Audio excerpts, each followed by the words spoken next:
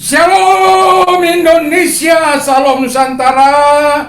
Selamat malam bapak-bapak, ibu-ibu, rekan-rekan, sahabat, saudaraku, dan seluruh pemirsa. Salam Indonesia, salam Nusantara dari Sabang sampai Merauke. Damai sejahtera Allah yang melampaui segala akal akan memelihara hati dan pikiran kita mulai saat ini sampai selama-lamanya. Saya berdoa kekuatan Tuhan, kekuatan firman, kekuatan Roh Kudus, kekuatan iman senantiasa menyertai setiap hidup kita, sehingga hidup kita terus menyenangkan hati Tuhan walaupun banyak badai yang silih berganti menerjang kehidupan kita. Tapi kita tidak sampai dibuatnya lumpuh atau tidak berdaya, karena tangan Tuhan selalu melepaskan kita. Haleluya. Puji nama Tuhan. Saya akan membawa renungan pada malam hari ini, di mana dalam Yohanes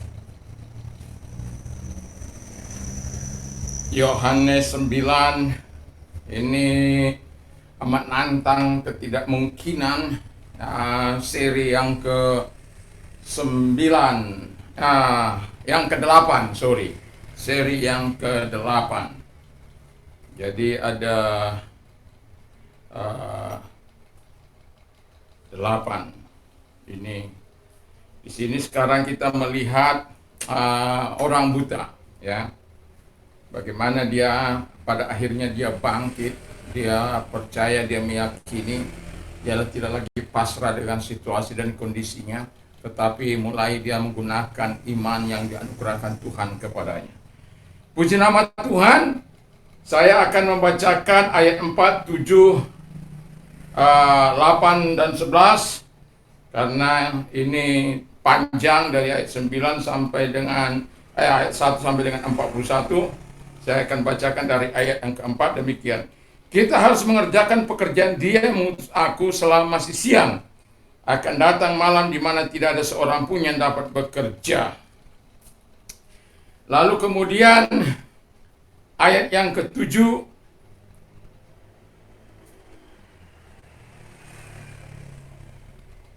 dan berkata kepadanya, pergilah, basuhlah dirimu dalam kolam Siloam. Siloam artinya yang diutus. Maka pergilah orang itu, membasuh dirinya, lalu kembali dengan matanya sudah melek atau sudah melihat.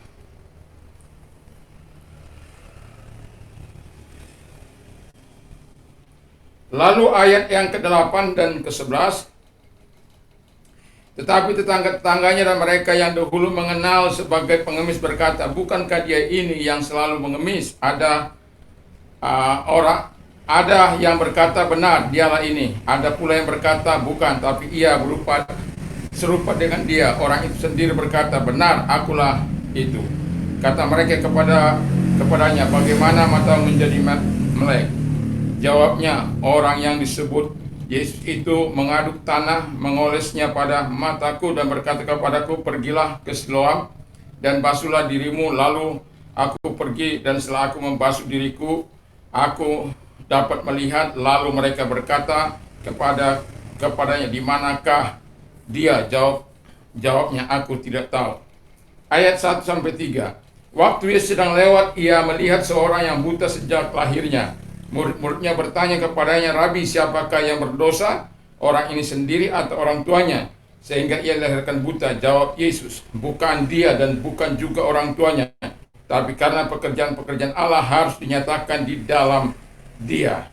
Jadi kita bisa melihat bagaimana Tuhan mengatakan ketika ada orang yang cacat, lalu atau katakan orang buta ini, murid-muridnya bertanya, bagaimana, apakah karena orang ini berdosa atau orang buta itu berdosa atau karena orang tuanya? Memang secara kesehatan ada orang yang bisa cacat karena ya misalnya waktu menggunakan, mengkonsumsi narkoba dan lain sebagainya. Hal-hal yang atau menggunakan alkohol, merokok, itu katanya bisa merusak atau membuat pertumbuhan janin tidak sempurna. Tetapi dari kacamata ilahi, itu apapun kata firman Allah bahwa bukan karena dosa orang tuanya, bukan juga untuk orang buta ini, bukan karena dosa orang tuanya, melainkan supaya pekerjaan Allah dinyatakan di dalam orang ini. Jadi kita bisa melihat yang pertama, bahwa kita melihat bahwa orang buta ini sudah pasrah. Jadi karena dia sudah pasrah, bisa Anda bayangkan selama 40 tahun, ya katakanlah dari 40 tahun ia telah menjadi buta, dan itu menandakan kepasrahan.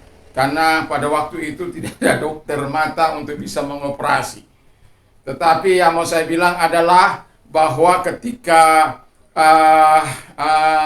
orang buta ini mengambil keputusan untuk menjadi seorang pengemis, itu menandakan bahwa dia sudah pasrah, dia sudah menyatakan dirinya bahwa dia orang yang layak ditolong, orang yang layak dibantu, dan lain sebagainya. Jadi konsep pemikiran pada waktu itu, yang buta ini, apapun yang terjadi, memang aku sudah begini, memang aku sudah dilahirkan buta. Tetapi setiap orang punya momentum, setiap orang punya saat di mana orang itu mengubah arah kehidupannya, yang tadinya mungkin stagnan atau yang tadinya mungkin tidak percaya atau ragu-ragu, ketika sesuatu menyentuh hatinya dan ketika dia merasakan sesuatu dalam kehidupannya, lalu dia mengambil sikap, dan kemudian momentum itu mengarah kemana dia akan mengarah. Karena ada momentum di mana orang kadangkala yang baik bisa menjadi jahat. Tapi yang mau saya katakan, momentum kali ini adalah momentum di mana seseorang yang betul-betul keadaan situasinya yang begitu katakan buta sejak lahir, tetapi menemukan momentum di mana Tuhan menyatakan kebaikannya, di mana Tuhan menyatakan akan langsung sembuhlah engkau dari butamu. Tetapi dengan gaya Yesus yang tidak pernah dapat dibatasi oleh siapapun, mengaduk-aduk tanah lalu mengolesnya kepada mata si buta ini. Si buta ini juga tidak minta apa-apa dari orang, tidak meminta untuk disembuhkan. Pengharapannya ialah dikasih kepeng, dikasih duit, dikasih money, dikasih mendukung hidupnya ke depan. Jadi orang ini betul-betul menggunakan momentum itu ketika Yesus mengoleskan tanah di matanya. Dia tidak marah, dia tidak mencaci maki Yesus. Nggak dikatakan, kotor kali kau Yesus, walaupun saya buta, tapi jangan gitu dong, jangan menghina orang.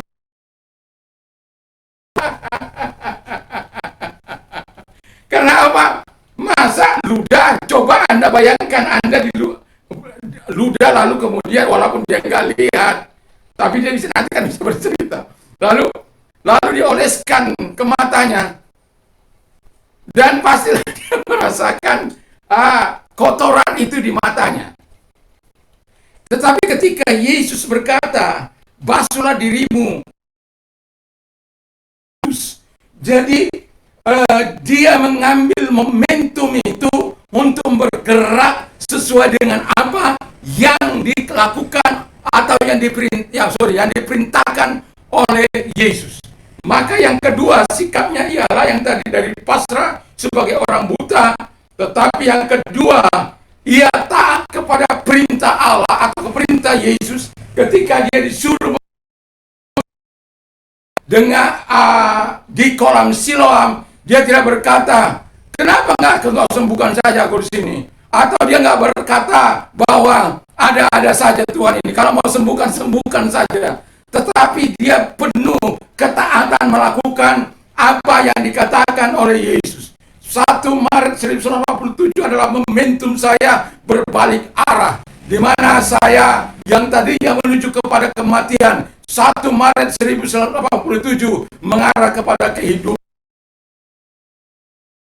Saya bukan Superman, saya bukan orang hebat, tapi Yesus itu hebat, yang melepaskan saya dari segala keterikatan, yang melepaskan saya dari kata-kata yang tidak baik, melepaskan dari perbuatan-perbuatan yang tidak menyenangkan hati Tuhan. Dan momentum itu sampai hari ini masih terpelihara secara baik dan sempurna. Jadi ketika orang memiliki momentum yang luar biasa dan diresponinya, itu akan menjadikan dia baik atau buruk. Tapi kalau momentum itu datang dari Tuhan, momentum itu datang dari firman Allah, momentum itu datang dari kekuatan Allah, dari pengharapan yang besar kepada Allah, dari iman yang besar kepada Allah, dia melakukannya dengan tahan. Dan itu menggerakkan hatinya untuk terus percaya kepada Tuhan. Jadi ketika Yesus katakan, pergilah engkau membasuh dirimu, dia pergi membasuh dirinya ke kolam Siloam. Lalu yang ketiga, setelah dia melihat kembali secara mujizat, bagaimana mungkin air bisa menyembuhkan dia? Dia berpikir, ya, dia balik lagi gitu loh. Dia balik lagi, tetapi dia tidak menemukan Yesus di situ. Tetapi yang ketiga, mulai dia berkata, setelah dia itu mengalami kesembuhan, dia mulai bersaksi. Jadi dari orang yang pasrah, dahulu saya, kira-kira begini kesaksiannya, dahulu saya ketika saya 40 tahun saya menjadi orang buta.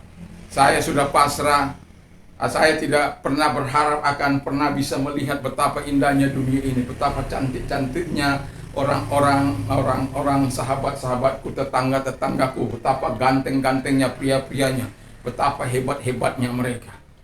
Dahulu saya hanya berpikir semua kehidupan ini menjadi gelap. Itu sebabnya Yesus katakan, akulah terang dunia. Jadi secara fisik Yesus bisa menyembuhkan engkau, secara rohani Tuhan juga bisa menyembuhkan engkau. Yesus menyentuh kedua belah kebutuhan dari orang buta ini, yaitu fisiknya, lalu kemudian rohaninya. Itu sebabnya mulai dia berkembang, lalu kemudian dia bersaksi bagaimana Tuhan melakukan hal yang besar. Tetangga-tetangganya melihat, ada yang tidak percaya, ada yang percaya, tetapi dia berkata, ini aku. Lalu kemudian orang-orang membawa dia kepada orang Farisi, karena orang tahu bahwa dia disembuhkan pada hari Sabat. Itu kalau hari Sabat itu hari yang dimana orang Israel atau orang Yahudi melakukan peristirahatan secara total. Lalu ada yang menyembuhkan, itu membuat orang Farisi itu bisa marah besar, murka besar. Karena apa? Melanggar, dan itu dianggap orang berdosa dan tidak menghormati Tuhan. Nah, lalu kemudian apa yang terjadi? Lalu kemudian orang muda ini ditanya, bagaimana engkau sembuh? Ada seseorang yang mengoles tanah di mataku, lalu kemudian aku disuruh pergi ke kolam Siloam, lalu aku basuh di situ, lalu kemudian mataku melihat kembali. Lalu kemudian menurut kamu, dia bagi orang Farisi, dia itu orang berdosa. Menurut kamu siapa? Oh, dia seorang nabi. Dia mulai bersaksi. Dan kemudian orang Farisi tidak percaya, lalu kemudian memanggil orang tuanya. Orang tuanya adalah orang yang pintar berdiplomasi. Karena orang tuanya takut bahwa orang tuanya akan disingkirkan kalau dia percaya Yesus sebagai Mesias. Hidup ini sekarang dikatakan harus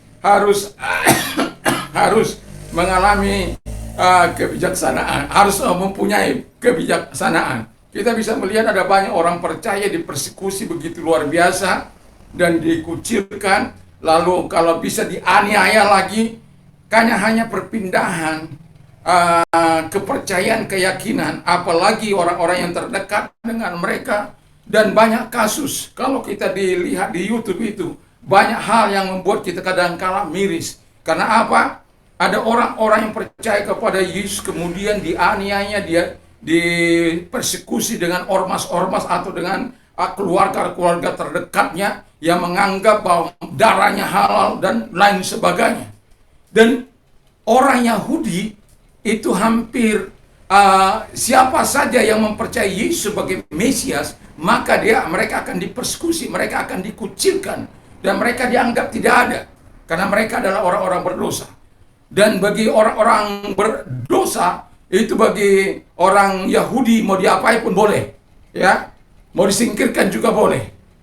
Tetapi yang mau saya katakan adalah orang tua ini mengatakan, tanya saja, dia kan sudah dewasa. Yang mau saya katakan adalah begini, kalau engkau sudah dewasa menerima Yesus sebagai Tuhan dan Juru Selamat, tidak usah takut. Karena hak semua orang. Katakan kepada orang tua, mungkin karena engkau sudah mendapatkan sesuatu, maafkan saya ayah, maafkan saya ibu, maafkan saya.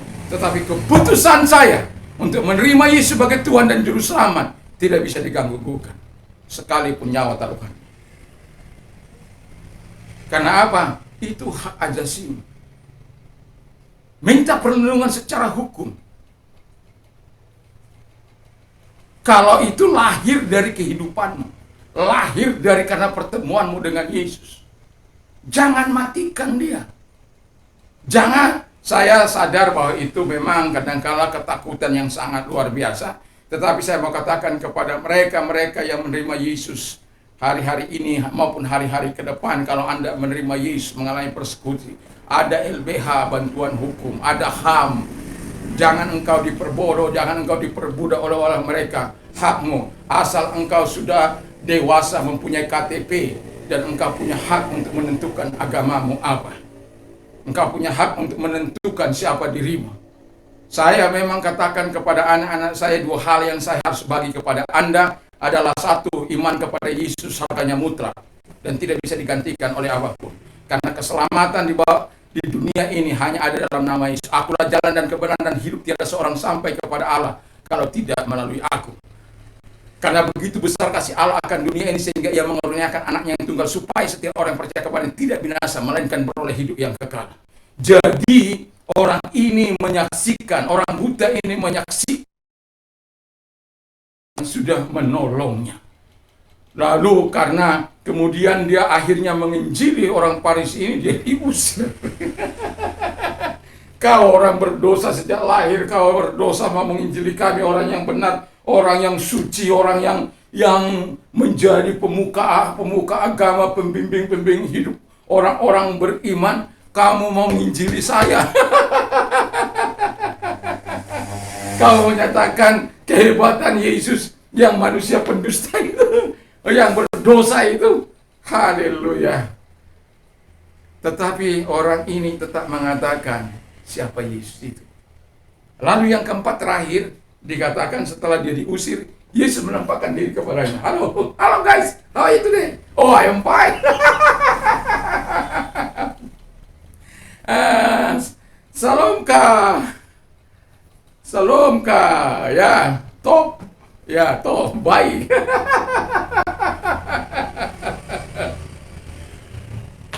Lalu mereka berbincang-bincang. Percayakah kepada engkau kepada Yesus anak manusia itu? Cuma siapa itu Tuhan? Oh, dialah yang berkata kepadamu. Lalu dia langsung, aku percaya kepada Tuhan, lalu sujud menyembah. Yang terakhir adalah dia sujud menyembah kepada Allah. Lalu kalau kita lihat urutannya, ya, ini agak unik. Agak unik karena apa?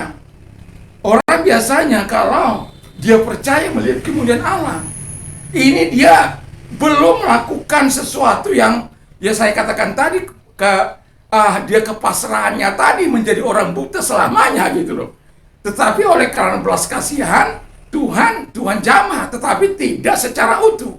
Dia ingin membangkitkan, memotivasi orang ini supaya bangkit dari segala kepasrahannya itu untuk melihat bahwa ada tangan Tuhan, kuasa Tuhan, kemuliaan Allah yang dapat mendukung dia, menyembuhkan dia, dan memberikan yang terbaik bagi dia, yang sempurna.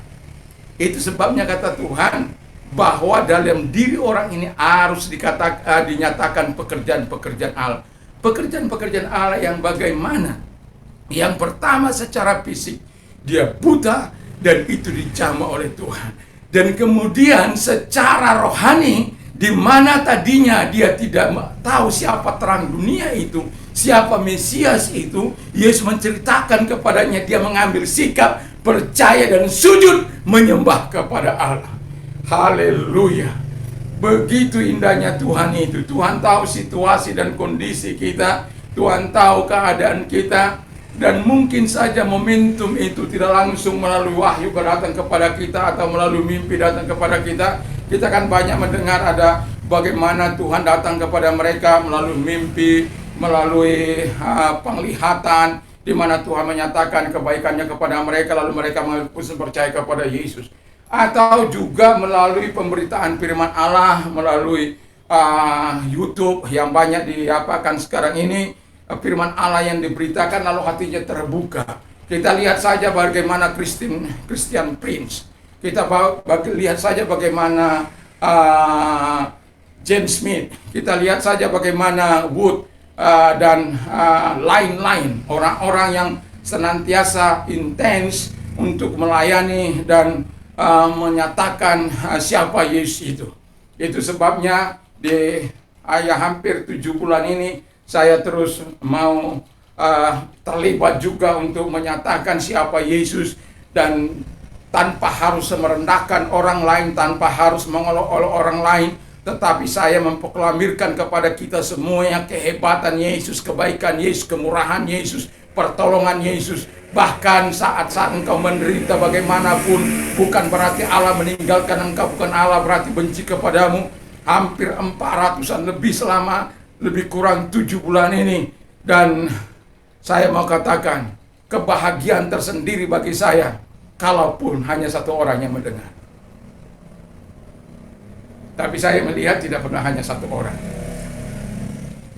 Dan saya berdoa senantiasa supaya kekuatan Tuhan menyertai kita, supaya kita terus punya iman yang teguh di dalam Dia. Ketika engkau bimbang mendengar firman Allah, kebimbanganmu hilang. Ketika engkau memiliki hal yang mustahil kau atasi, kau dengarkan firman Allah ini, kau percaya, lalu engkau yakin, beriman, berdoa. Seperti tadi pagi saya katakan, ketika engkau mau melihat hal-hal besar dalam hidupmu, taatlah, mintalah kepada Tuhan, lalu percayalah dengan apa yang kau minta penuh dengan ucapan syukur.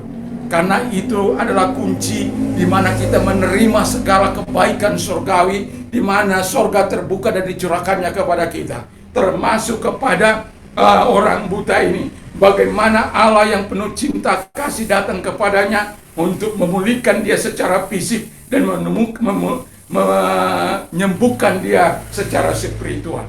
Jadi bukan hanya fisiknya saja disembuhkan, tetapi Tuhan juga menyembuhkan kerohaniannya. Sehingga dia berkata, aku percaya Tuhan, lalu sujud menyembah kepada Allah. Sujud menyembah kepada Allah, sebuah keputusan yang sangat luar biasa. Dia tidak meminta pertimbangan orang lain. Sekalipun dia dipersekusi oleh orang-orang di sekitarnya, apalagi oleh imam-imam, ahli-ahli Taurat.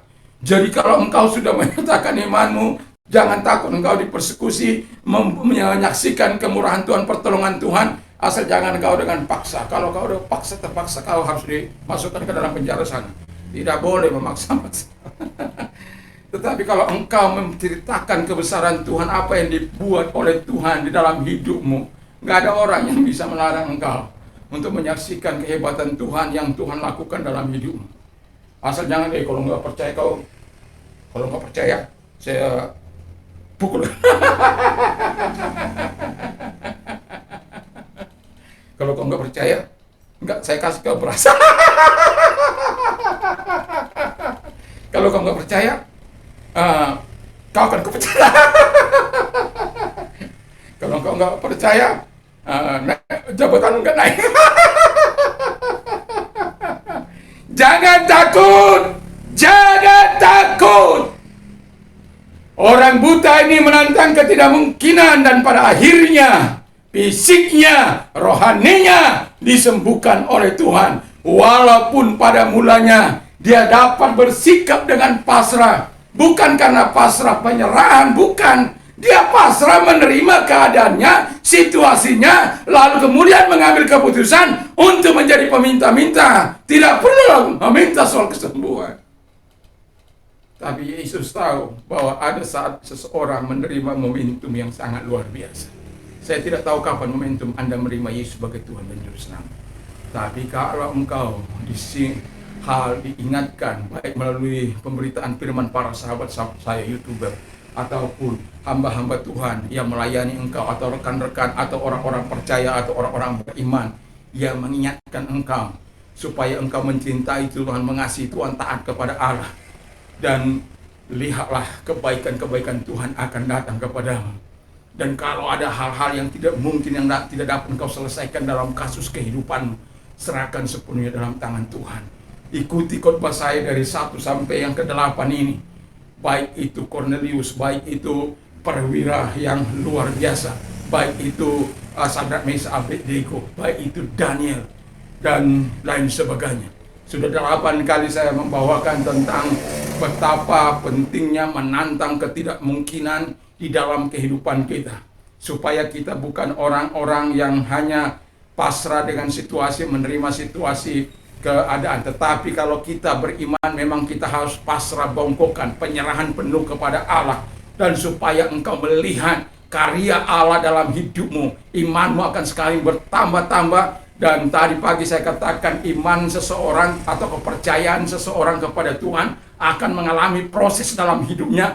Tapi ketika dia mengalami proses, ada keraguan-raguan, ada hal yang membuat dia harus kembali kepada apa yang diyakininya, kepada apa yang seperti Yesus katakan kepada Maria, itu lepaskan itu, atau keluarkan itu, buka itu batu, karena hanya dia bisa memerintahkan orang-orang, karena dia keluarganya. Lalu dia katakan, Tuhan, dia sudah 4 hari busuk, sudah enggak baiklah gitu. Tapi Yesus katakan, sudah percaya engkau akan melihat kemuliaan Allah. Lalu dia luar biasa. Lalu kemudian dia menyuruh untuk membuka batu ini, dan lalu Yesus membuka, memerintahkan Lazarus keluar dari kubur itu. Lakukan bagian supaya Tuhan melakukan bagian Tuhan. Kalau Tuhan katakan engkau pergi, pergilah. Kalau engkau katakan apakah engkau percaya, percayalah. Kemudian Allah yang besar. Memang untuk kasus ini saya katakan spesial bagi orang buta ini. Begitu lawatan Allah. Tetapi Tuhan menjamah dia dari segi momentum, di mana Tuhan mau orang ini bergerak ke arah dia, bergerak ke arah kekekalan, bergerak ke arah surga. Sehingga ketika dia menemukan momentum itu, dan terbuktilah pada akhirnya dia taat, dia melakukan, dia menjadi pemberita kebenaran apa yang dilakukan oleh Yesus, dan kemudian dia percaya kepada untuk sujud menyembah kepada Allah. Karena tugas kita besok adalah tidak kawin-mengawin di surga sana. Tidak ada soal seksual, minuman-minuman ada di sana, soal pesta pora nggak ada di sana. Yang ada adalah sujud menyembah dan memuji Yesus Kristus. Dan itulah yang dilakukan oleh yang buta ini. Dia percaya lalu sujud menyembah kepada Allah. Bagaimana dengan kita? Apakah kita memiliki keterbatasan dalam hidup ini? Apakah kita memiliki bisa terjadi segala sesuatu, ketidakmungkinan menjadi mungkin kalau engkau percaya kepada Tuhan. Bisnismu yang kurang lancar bisa menjadi lancar kalau engkau percaya kepada Tuhan. Bagi Tuhan tidak ada perkara yang sulit. Tapi mari kita hidup untuk taat kepada Tuhan, beritakan kasih karunia Tuhan, lalu percayalah akan perbuatan-perbuatan Tuhan yang besar, percaya kepada Yesus dapat menolong hidupmu, yang dapat berkat. Engkau langit dan bumi diciptakannya, taman Eden diciptakannya untuk Adam dan Hawa. Dunia ini diciptakan bagi kita untuk kita bisa menikmatinya, dan tetapi jangan pernah terhilang di dalamnya. Jangan pernah terhilang. Mari kita tunduk kepala, kita berdoa. Terima kasih Tuhan. Tuhan memberkati firman-Mu. Tuhan tolong kami semuanya sehingga kami adalah orang-orang yang beriman, percaya kepadamu, dan menantang hal-hal yang mungkin kami alami, yang tidak mungkin bagi kami percaya. Terima kasih, berkati pemerintah kami, berkati ekonomi usaha, pekerjaan dari seluruh anak bangsa, berkati perpolitikan kami, para politisi, keamanan pertahanan kami diberkati oleh Tuhan, namamu dipuji, dan tak harap ekonomi masyarakat kami boleh semakin naik dan naik, namamu dipuji dan dipermuliakan, sehingga kami dari negara berkembang bisa menuju kepada negara maju. Dan sudah waktunya negara kami ini, karena negara kami memiliki resources yang sangat berlimpah-limpah, yang sampai-sampai seluruh dunia mengarahkan matanya ke Indonesia untuk mendapatkan sesuatu. Dan terima kasih buat presiden kami yang begitu bijaksana mengelola sumber-sumber daya dan dipergunakan sepenuhnya untuk kesejahteraan rakyat. Terima kasih buat semuanya.